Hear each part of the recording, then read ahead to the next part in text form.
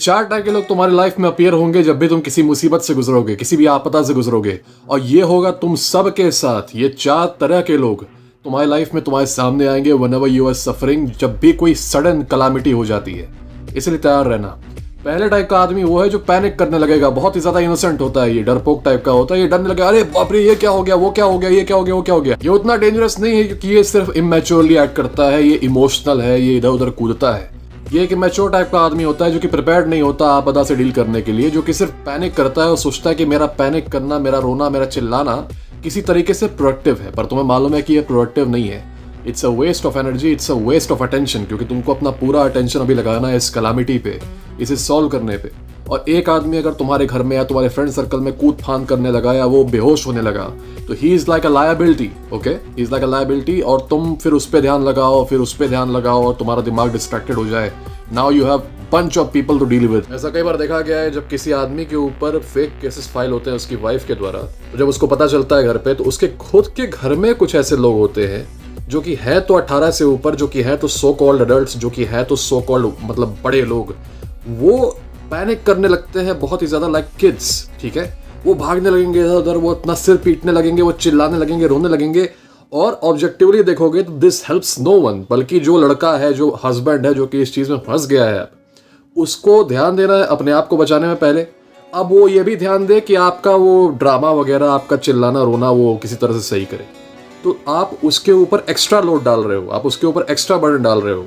और आपके अंदर इतना वीकनेस नहीं होना चाहिए एज एन ओल्डर पर्सन, क्योंकि आपका बेटा जो है, आप उसके एटलीस्ट डबल होंगे उम्र में। बेटा आपका उतना पैनिक नहीं कर रहा है जितना आप कर रहे हैं। You are not a kid, you are not a 5-year-old kid जो कि पैनिक कर रहा है, इधर उधर कूद रहा है। ठीक है, specially if you are a man, आप उसके पापा हैं, आप उसके फादर हैं, you start panicking, you start running around, तो आपका बेटा क्या सीखेगा आपसे? what is he gonna learn from you?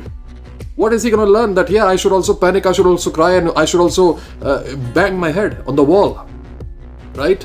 तो प्रॉब्लम ये है कि जब ऐसे लोग उसी के घर में ये सारी नौटंकी करने लगते हैं, तो बेटा अपने आप को अकेला महसूस करता है।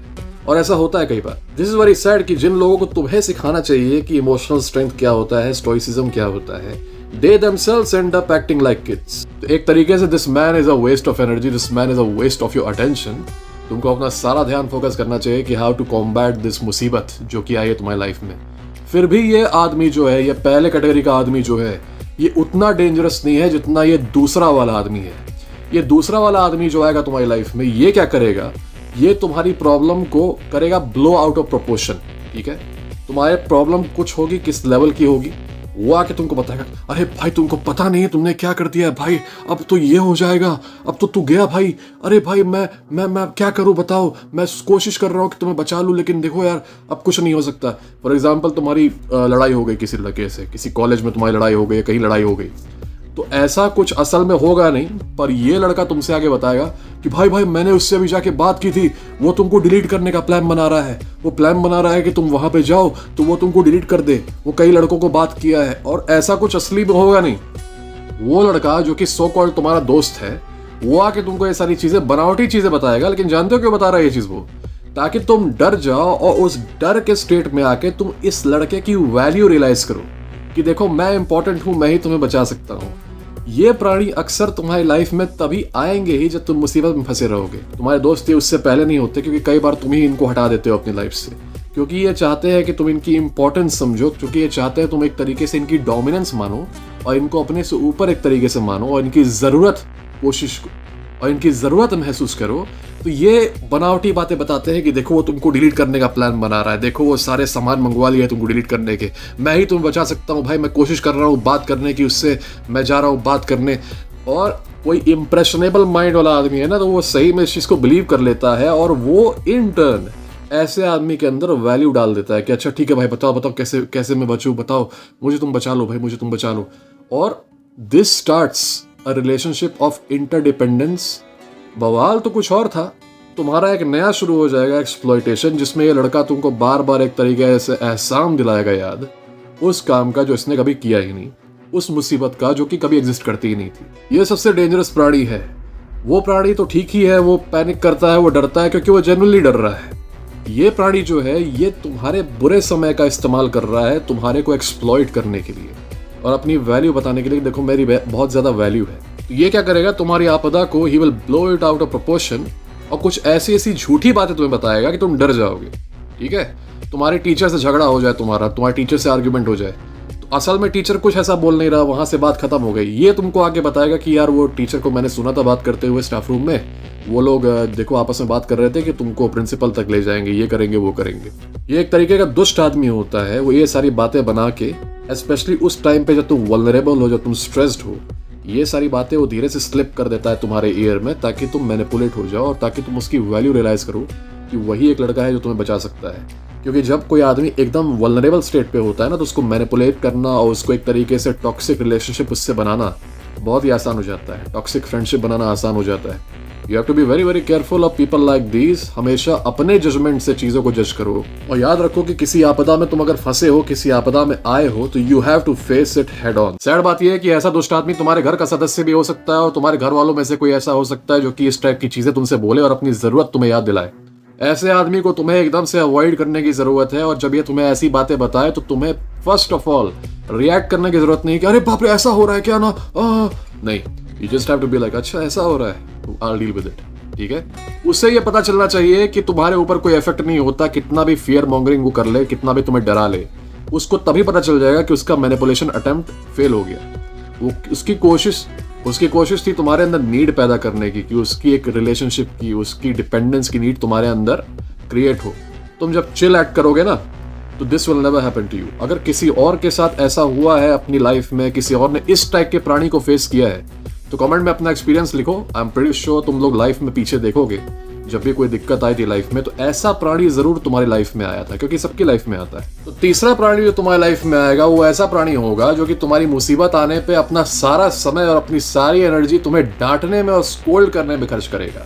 चाहे तुम्हारी कोई भी गलती रही हो जिसकी वजह से तुम मुसीबत में फंसे हो, एट दिस पॉइंट ये मैटर नहीं करता कि तुमने क्या गलत किया, एट दिस पॉइंट ये मैटर करता है कि तुम इस सिचुएशन से बाहर कैसे निकलो। ठीक है, ये प्राणी जो है ये घंटों लगाएगा सिर्फ तुम्हें डांटने में, सिर्फ तुम्हें चिल्लाने पे, सिर्फ तुम्हारे ऊपर इंसल्ट करने पे, but he will never tell you the way to make your way out of this situation. और ये सबसे बड़ा टॉक्सिक आदमी होता है, क्योंकि ये क्या करता है ना, तुम्हारी मिजरी को और मल्टीप्लाई कर देता है। और अक्सर ये तुम्हारा कोई बहुत ही क्लोज आदमी होता है। यूजुअली फैमिली वाले ये चीज करते हैं, देखते हैं कि उनका बच्चा किसी सिचुएशन में फंस गया है, मान लो स्कूल में उसने किसी से मारपीट कर ली है और प्रिंसिपल के पास उसको जाना पड़ा है, तो वो क्या करते हैं, पहले अपने बच्चे को तोड़ते हैं, डांटते हैं, ये करते हैं वो करते हैं, उससे कुछ प्रोडक्टिव मिलता नहीं। और ऐसा नहीं कि कोई लड़का जाके मजे के लिए मारपीट करता है, अधिकतर लड़कों की बात मैं कर रहा हूँ कि कोई मजे के लिए मारपीट नहीं करता। समथिंग हैपेंस, कोई ऐसी सर्कमस्टेंस हो जाती है जिसकी वजह से मारपीट एक नेसेसिटी बन जाती है। चाहे तुम सेल्फ डिफेंस में कर रहे हो या फिर अग्रेशन में कर रहे हो, किसी का मन नहीं करता कि वो वहां पे जाके वो बॉक्सिंग मैच खेले स्कूल के अंदर। ऐसे में ऐसे लोग जो कि तुम्हें सिर्फ डांटने में अपनी एनर्जी और टाइम खर्च करते हैं, पर तुम्हें कोई एक्शनेबल सोल्यूशन नहीं देते, these people are not really in your favour, these people are not really in your interest. क्योंकि झेलना तुम्ही को है, किसी भी तरीके से तुम्हें कोई सोल्यूशन निकालना है सिचुएशन से निकलने के लिए। अब ऐसे में कोई तुम्हारे ऊपर और ज्यादा स्ट्रेस डाले, तुम्हें डांट के, तुम्हारे ऊपर चिल्ला के, ये करके वो करके, तो 5 साल के बच्चे उत्सव में आता है बात। अगर एडल्ट हो, अगर तुम वयस्क हो चुके हो, तो what you need is someone who actually gives you actionable solutions। इसी से हम लोग आते हैं चौथे आदमी पे। ये आदमी को जो तुम बताओगे कि तुम इस आपदा में हो, इस मुसीबत में हो, तो ये कोई बकवास किए बिना, कोई फियर मॉन्गरिंग किए बिना, he will come down straight to actionable practical solutions कि अच्छा देखो ये हुआ है, तुम्हारी ये गलती थी, इसमें तुमने ये चीजें गलत की, देखो इस चीज को तुम ये करके सही कर सकते हो। वो एकदम फैक्ट्स पे बात करेगा, एकदम प्रैक्टिकल तरीके से बात करेगा। वो ये बात नहीं करेगा अरे बाप रे ये हो गया, अब क्या होगा, अरे बाप, ओहो अब मुझे समझ में नहीं आ रहा क्या करूं। ऐसे को पहले काट दो, ऐसे को पहले हटा दो। ऐसा जो नौटंकी करता है ना, ड्रामेबाजी जो करता है, specially if he is a man, इसको पहले हटा दो अपनी लाइफ से। जो आदमी इमोशनलेस होके, जो आदमी एकदम कोल्ड होके तुम्हें बताए कि देखो ये है, अब तुम्हें ये करना है, ये तुम्हारा सोल्यूशन है और इस सोल्यूशन को पाने के लिए तुम्हें यहाँ तक आना पड़ेगा, ये करना पड़ेगा, this is how you deal with this situation. जो सिर्फ फैक्ट्स से बात करे, that is the most valuable person in your life. जो इमोशन बातें करे, यार तुमने तो ये कर दिया, तुमने तो वो कर दिया, तुम झेलोगे, ये करोगे, और वो तुमको डिलीट करने का प्लान बना रहा है, मैंने जाके तुम्हें बचाया, ये सारा बकवास जो भी करता है, you need to throw this people out of your life. 5वां बोनस आदमी, वो तुम। याद रखो, तुम कितनी भी बुरी मुसीबत में फंस जाओ, there is always a way out. और सबसे पावरफुल आदमी जो तुम्हें उस मुसीबत से निकाल सकता है, वो तुम खुद। तुम्हारा माइंड इतना पावरफुल है कि अगर तुम एक बार अपने आप को ठंडा करके, एक बार कोल्ड होके, इमोशनलेस होके, स्टोइक होके फोकस करो सोल्यूशन पे, रोने पे नहीं, मुसीबत पे डरने पे नहीं, डोंट बी अफ्रेड। अगर तुम एक बार फोकस करो सोल्यूशन पे तो your mind does come up with solutions. और याद रखो कि लाइफ में ट्रॉमा, आपदा, मुसीबत, ये सारी चीजें तुम्हें एक्सपीरियंस देती हैं। ऑफ कोर्स तुम्हें अवॉइड करना चाहिए ट्रबल, लेकिन कभी कभी तुम अवॉइड करना भी चाहते हो तब भी तुम ट्रबल में पड़ जाते हो। एक्सपीरियंस गैदर करो और एज अ वाइज मैन तुम ये चीज इंश्योर करो कि सेम मुसीबत जो तुम्हारी लाइफ में आई है तुम उससे निकल गए। अब एक्सपीरियंस गैदर करके मेक श्योर करो कि ये सेम मुसीबत नहीं होनी चाहिए लाइफ में। फॉर एग्जाम्पल, जैसे लड़कों का ब्रेकअप होता है तो वो रोते काफ़ी ज़्यादा है, गिड़गिड़ाते हैं, काफ़ी चिल्लाते हैं। एक मिस्टेक उनसे हुई कि वो गिड़गिड़ाए, चिल्लाए, रोए, ये सेम मिस्टेक अगली बार रिपीट नहीं होनी चाहिए। तभी तुम ग्रो होगे एज अ मैन। जो आदमी ये चीज़ बार बार करेगा ना, जैसे एक लड़का उसने बताया कि उसकी 10 रिलेशनशिप रह चुकी है इससे पहले और 10 में वो वही सेम मिस्टेक किया है। Imagine having 10 relationships and still not learning the very basic mistake that these guys are making. Still he keeps making the same mistake. और ऐसे लड़के कभी ग्रो नहीं होते, ऐसे लड़के स्टैग्नेंट रहते हैं। जो लड़का एक ही गलती में सीख जाए और अगली बार से उसे कभी रिपीट ना करे, he is on the path of greatness.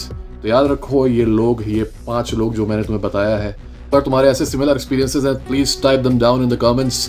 किसी को किसी बात पर एडवाइस चाहिए, चाहे वो डेटिंग हो, चाहे वो मैस्कुलिनिटी हो, चाहे वो बुलिंग हो, चाहे वो फैमिली प्रॉब्लम्स हो, तो तुम मुझे डिस्क्रिप्शन में ईमेल रहेगा और बाकी सारे कॉन्टैक्ट्स रहेंगे, मुझे कॉन्टैक्ट कर सकते हो। किसी को मुझसे कॉल बुक करनी है तो उसका लिंक रहेगा मेरे चैनल के बायो में। You can go right there and book your call with me. तब तक के लिए गाइस, सी यू लेटर।